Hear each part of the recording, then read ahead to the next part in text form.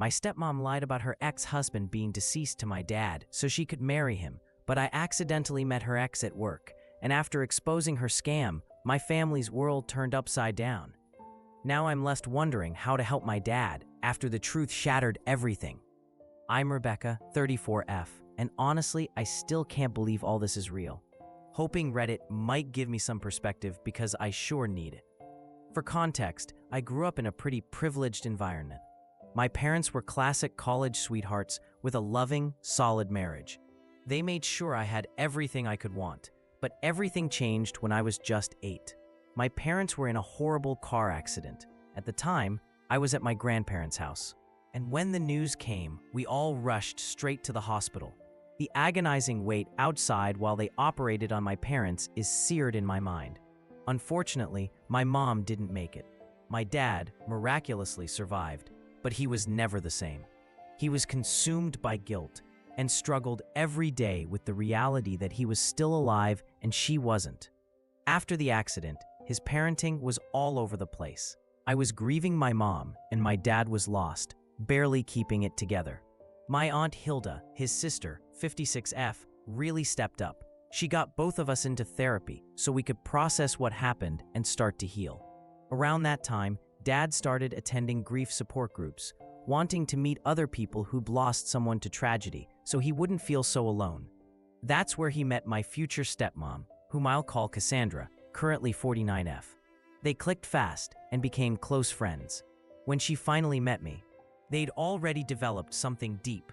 Within 3 years, they got married, even though some people, especially Aunt Hilda, thought it was too fast. But my dad was convinced that Cassandra was what he needed to move forward. Hilda voiced some concerns about Cassandra early on, but my dad brushed them off, insisting their bond was genuine. Before marrying Cassandra, my dad made it clear he would be the sole parent to me and handle all discipline. He didn't want her trying to replace my mom, and to her credit, Cassandra mostly respected those boundaries and stayed out of my personal business. Cassandra did open up to us about her past, that she had been married before to a guy named Noah, who she said died in a fire in their apartment years ago. She described Noah as being broke, making it sound like her life before was one big struggle. We really empathized, as we knew all too well what losing someone was like. Fast forward, she's now living it up with my dad, indulging in designer purses and luxury shopping sprees. She loves all eyes on her at family events. Cassandra and I kept things polite. At first, she wanted to bond and be super friendly, but I shot that down pretty fast. I respect her as Dad's wife, but that's it, no closer. I wasn't suspicious at the time, but I never got super close either. Now, here's where things get wild. I had just wrapped up college and accepted a job at an amazing tech company, across the country though. Dad would have preferred I work for his company, but I wanted to start fresh in the tech world on my own. Before I left, Cassandra threw me a little goodbye party, which was actually very sweet. Everyone was sad to see me move so far away. Moving day was a mix of nerves and excitement, my first time truly living on my own. My new job was in this massive office packed with hardcore engineers and coders, where you worked late into the night.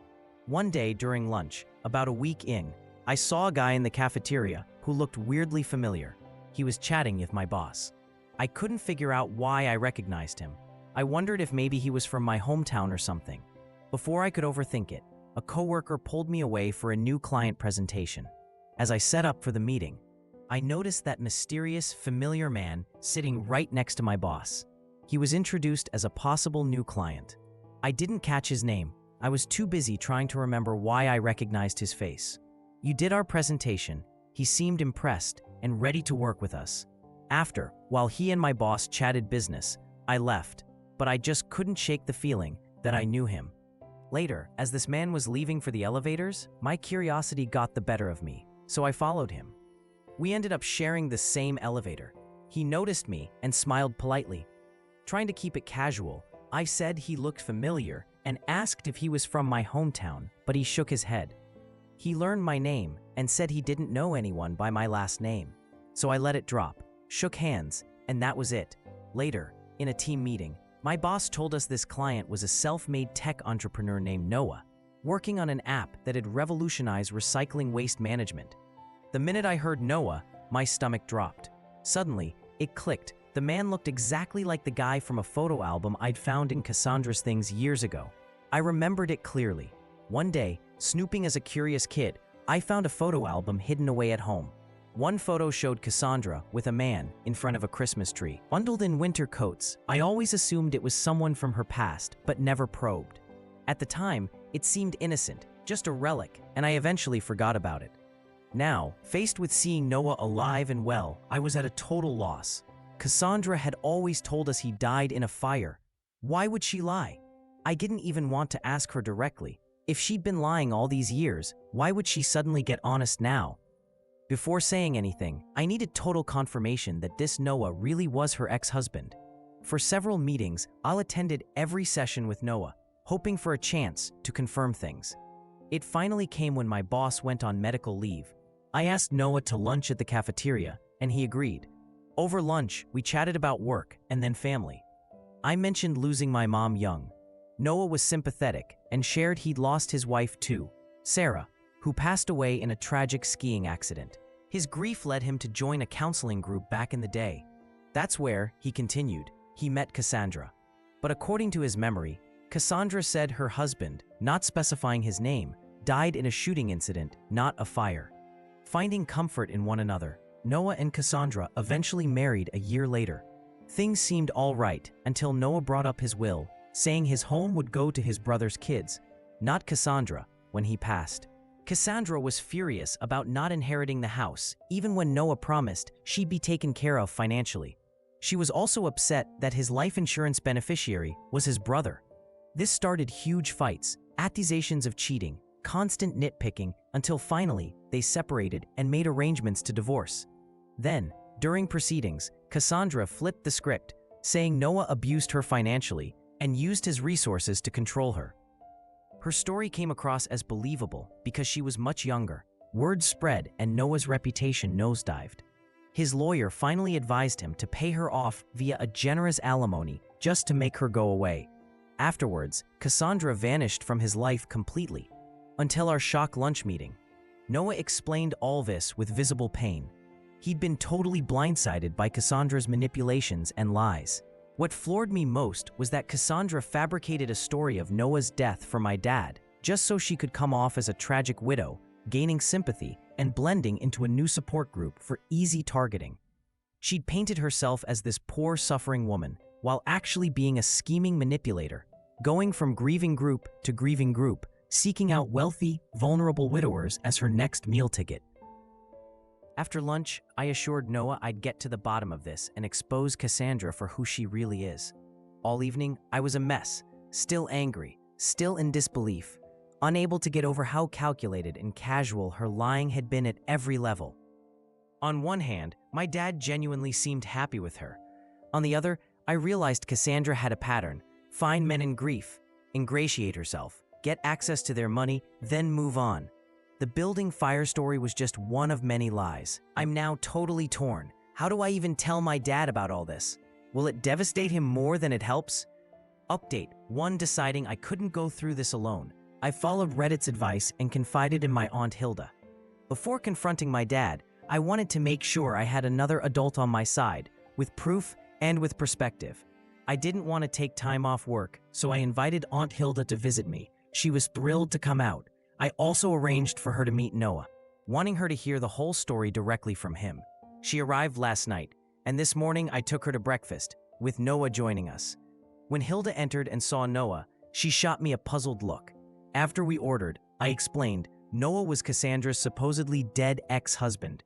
Hilda was understandably shocked. She'd never even seen pictures of Noah. So Noah produced photos of his wedding to Cassandra, their honeymoon, everything. He then shared the whole story again with Hilda. Cassandra's lies, her manipulations, the divorce, the alimony, and how she vanished after bleeding him dry. Hilda sat there looking like she'd seen a ghost. I went on to explain what I'd discovered, that Cassandra deliberately targeted grieving, wealthy widowers through support groups to secure money and inheritance. At every answer, Hilda seemed more shocked and outraged. After hearing enough, she looked at me and said we had to tell my dad right away, before Cassandra could pull the same stunt again. Noah agreed, saying Cassandra would certainly do it all again if money was in play. Hilda and Noah exchanged numbers for him to send her more proof photos. As Aunt Hilda and I left the cafe, there was this silent resolve between us. We'd reveal Cassandra's scheme and keep my dad and others from being hurt again. Since returning home, Hilda and I have been strategizing how best to break the news to Dad. We both agreed, never confront him in front of Cassandra. We don't trust her anymore. What comes next, we'll see. Update 2. We finally told my dad everything about Cassandra. On Thanksgiving, I really wanted to be there in person, not just call and drop a bombshell, so I took time off to fly home for the family gathering. Our house was fully decorated, and Cassandra greeted me, smiling as ever. First time I'd seen her since learning the truth. I managed a quick, awkward hello and hurried off to see my dad. The Thanksgiving meal itself was wonderful, but Hilda and I kept exchanging anxious glances, waiting for the right time to pull Dad aside. The next day, I invited Dad to lunch, saying I needed advice about a work project. Knowing Cassandra always avoids shop talk, I felt sure she'd stay home. Dad was a bit surprised to see Hilda join us, figuring it was just for the two of us. Without wasting time, Hilda asked, had Dad ever truly looked into Cassandra's past? Dad looked mildly confused and admitted he never had. I showed him the photos of Noah and Cassandra together and asked if he recognized the man. Dad said, yes, that was Noah, supposedly Cassandra's ex, who died in a fire. I told him point blank, Noah is alive, he's my client at work. Dad was stunned, and I laid out how Cassandra had lied about Noah's death, how she'd tried to ruin his life in the divorce, how she resurfaced when she realized he wouldn't leave her his property or insurance. Dad listened, clearly shocked and trying to make sense of it all. He asked how I learned any of this and why Cassandra would keep it hidden for years. I told him about meeting Noah by chance at work, our conversations, everything. Now Dad's face went from surprise to devastated as he realized Cassandra's stories didn't line up. He started peppering me and Hilda with questions about Noah and Cassandra's history, trying to figure out how deep the lies ran. At that point, Hilda jumped in. She explained how Cassandra had a history of targeting vulnerable widowers, meeting Noah at a support group as well, and marrying him to get his money. She'd played this act before. Hilda told Dad he needed to understand the scope of Cassandra's manipulation and start thinking about his next steps. Dad grew silent, clearly shocked and deeply hurt. I felt awful for putting him through this, but I saw no other choice. Honestly, I think it was all finally sinking in. To clear up the last doubts, we called Noah on FaceTime so they could talk directly. Dad was hesitant, but eventually agreed. Noah told him everything himself, about Cassandra's lies, about the fake story of his own death, about the financial abuse allegations and alimony. By the end, Dad was completely pale, devastated, but unable to deny the truth anymore. Hilda did her best to comfort him, and I told Dad to take his time figuring out what to do next. I promised that both Hilda and I would be there, no matter what he needed. The enormity of Cassandra's manipulation is still hitting us all, and I have no idea what Dad will decide. But my only focus is supporting him and making sure Cassandra has no further hold on our family. Update 3. It's been about 2 months, and a lot has happened. After that Thanksgiving revelation, Dad sat on it for a while, but finally confronted Cassandra. It exploded into a massive argument. Even then, Cassandra tried to keep lying, but Dad calmly presented all the proof. Photos, my testimony, FaceTime with Noah. Finally, cornered and shaken, Cassandra broke down and admitted everything.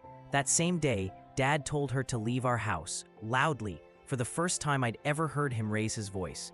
Cassandra glared at me on the way out, as if I were the villain for exposing the truth. I felt nothing for her at all. Dad filed for divorce the next week, speaking to his attorney right away. Of course, after losing Cassandra, Dad was shattered. He wasn't himself for a while, but thankfully, our family is close and everyone came together to support him. The fallout rocked us all, but blocking Cassandra was easy. I doubt she'll try to reach out to me now that the game is up. These days, Dad's still having a rough time, but I'm relieved he's free of Cassandra's web of lies. I honestly hope he heals and can leave all this behind. If there's one positive, it's that Dad and I are closer than ever. We talk openly for the first time and help each other process the aftermath of Cassandra's lies. It'll be a long road, but we're working through the pain, together. This story ends right here. This story shows how some people can weave themselves into your life through simple acts of empathy, only to reveal layers of hidden motives much later. Sometimes, The truth comes out in the most unexpected ways and has the power to shatter even the strongest family bonds. What do you think? Would you have confronted your parent with such devastating news or kept the truth buried to spare them the pain? Let me know what you'd do in my shoes.